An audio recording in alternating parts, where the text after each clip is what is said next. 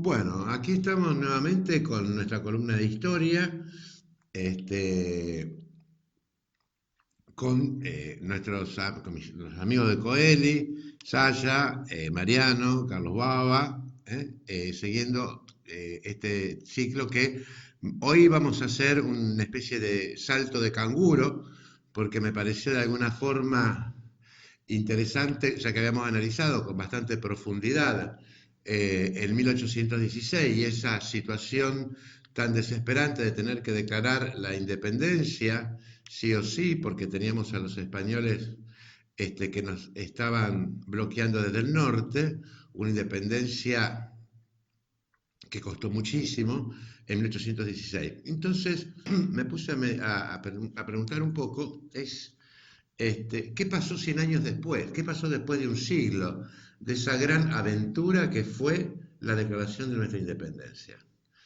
Ustedes saben que de 1816 hasta 1853, digamos 52 de Barrosa, 53, tenemos un periodo llamado la anarquía, en la cual no hay unidad política, no hay unidad ideológica, obviamente, eh, hay, impera, digamos, el provincialismo, el federalismo, el caudillismo, ¿no es cierto? Y el gobierno de Rosas, que se va a ir en 1852 y se va a hacer la constitución, se va a sancionar la constitución argentina en 1853 en Santa Fe.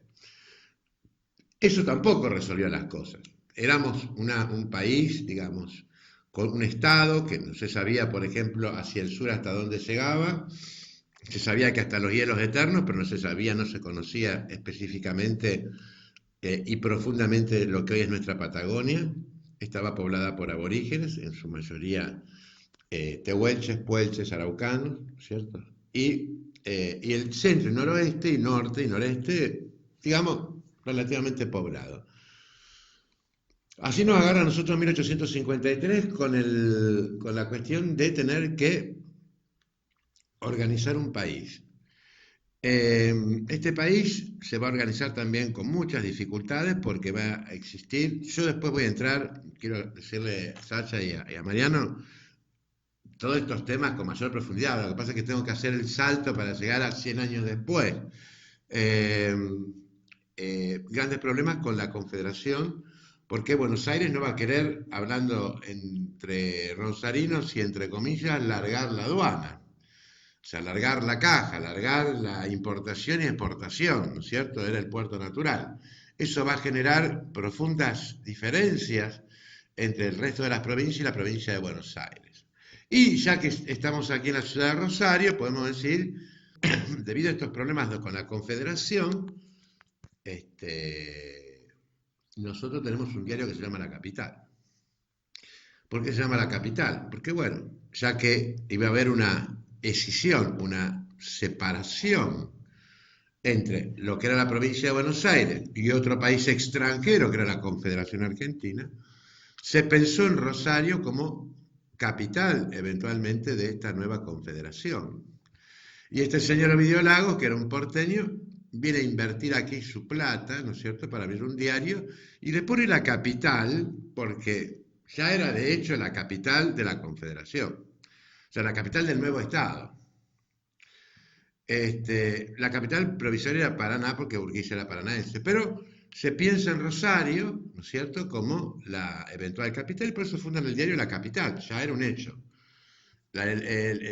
Digamos que el proyecto de, de, de Rosario Capital había salido perfectamente votado por el Parlamento, por las dos cámaras, y fue Domingo Faustino Sarmiento, en funciones de presidente de la Nación, que veta el proyecto de Rosario Capital.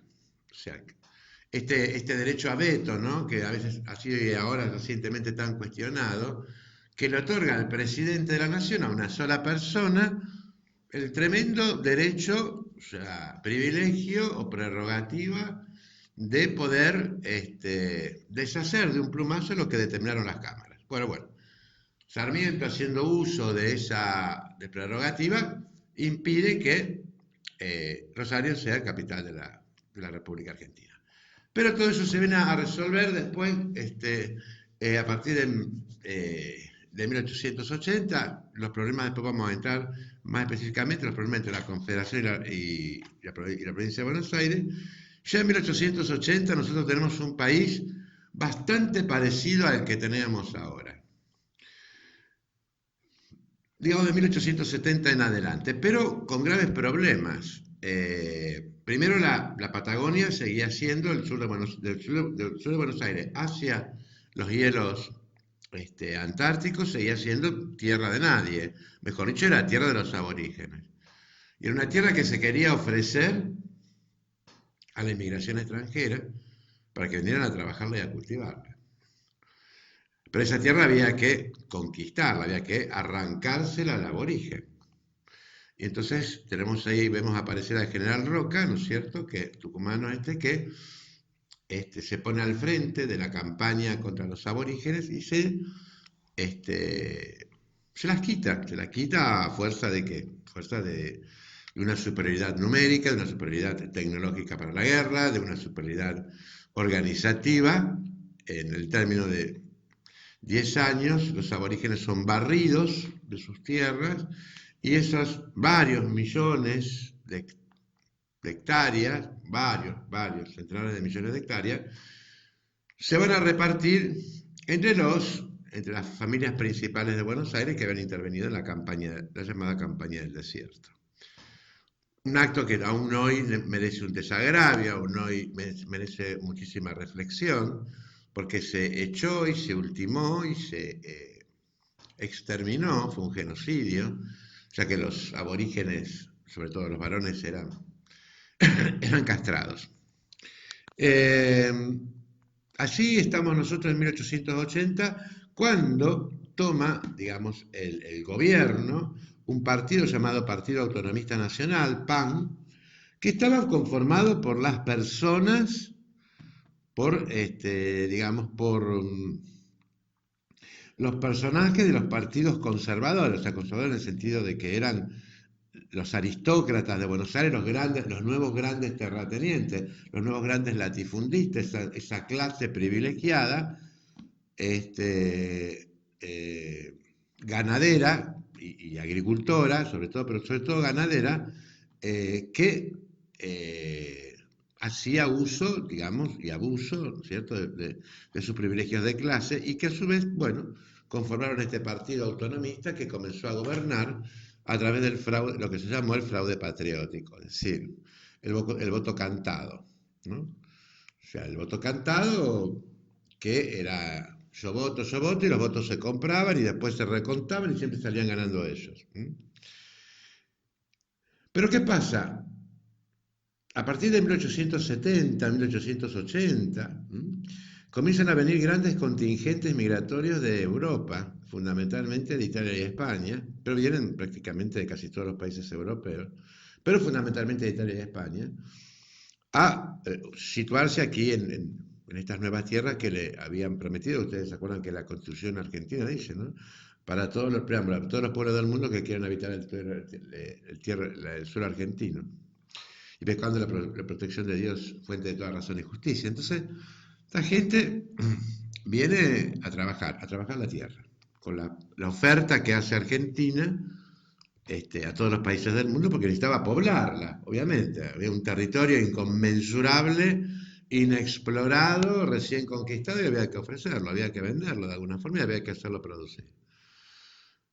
Esta gente viene y se sitúa, digamos, muy pocos en la Patagonia, pero sí en lo que es el centro de nuestro país, en las ciudades, en las tierras fértiles, aquí en Santa Fe, ¿no? Ustedes analizan un poquito el mapa histórico de la provincia de Santa Fe, que fue la que mayor cantidad de inmigrantes italianos recibió, se van a dar cuenta que las fundaciones van todas de 1870 a 1900. Casi todas van de 1870 a 1900, 1910, porque es el momento en que llegan los inmigrantes y se distribuyen las tierras. Esta gente va a generar por primera vez un nuevo argentino. Este argentino que ya no viene de los criollos, descendientes de aquellos españoles de 1810, eran hijos de italianos, eran hijos de españoles, eran hijos de griegos, eran hijos de alemanes, de judíos, de rusos. Y era un perfil nuevo para nuestro país. Este nuevo hombre argentino que llegaba a su casa y era como ir a un consulado de otro país, donde se hablaba otro idioma, se comían otras comidas, se hablaba, o sea, se contaban otras historias, había otras tradiciones, había un perfil nuevo del argentino, que desde el punto de vista cultural un día vamos a analizar que eso significó nuestra escuela tan estricta con el patriotismo, porque hubo que hacer una escuela muy estricta para decirle al hijo del ruso, al hijo del italiano, al hijo del español y al hijo del inglés que había una sola bandera que era la Argentina y un solo himno que era nacional, porque ellos no lo sentían, en su casa no había nada de eso. Entonces por eso nuestra escuela, esta escuela de tantos actos y la bandera y la casa de Tucumán, una escuela que está pautando la formación de un ser nacional, ¿no? Pero aparte hubo otro perfil que es muy importante. Esta gente no tenía cabida políticamente, no votaba. No votaban ni cuando ellos empezaron a no votar, pero a que le decidiesen el país una clase gobernante. Si yo trabajo, soy hijo de inmigrante, estoy incorporado en una fábrica o en una labor cualquiera, digamos, urbana, en comercio, lo que fuere, pero yo no existo, a mí no me representa a nadie. Entonces nos va a crear un nuevo perfil de argentino, un nuevo perfil, un argentino nuevo, ¿no es cierto? Que ya no tiene a sus espaldas a Martín, a Belgrano, a las guerras de la Confederación, sino que vive en una ciudad, esta ciudad está creciendo industrialmente, comercialmente, y él es un nuevo perfil social, hay un nuevo sujeto social, un nuevo actor social, que es el hijo de inmigrante. Este hijo de inmigrante no se va a sentir ni compenetrado con los gauchos, por una cuestión cultural, normal, no lo tenía en sus raíces. Sus abuelos hablaban del nonno o hablaban de, qué sé yo, del grandfather, ¿no es cierto? No tiene incorporado el gaucho en la tradición y a su vez, no está incorporado dentro de lo que es el pueblo votante, de lo que es el pueblo que participa del gobierno a través del voto. Esto va a generar, ya a partir de 1890, un par de revoluciones importantes, una muy cerca, el 27 de julio de 1890, y la conformación de el primer partido político con estas características, se llama Unión Cívica Radical, a la cabeza de don Hipólito Yrigoyen, ¿no? Que con don Leandro Alem, etcétera, que hacen una revolución en 1890, generan una revolución, la revolución del 90, de las boinas blancas, ¿no? eh, que va a ser una sonada importantísima, si bien no es que triunfan, y va a dar origen a el Partido Radical, que va a empezar a tener una injerencia decisiva específicamente a 100 años de la independencia argentina.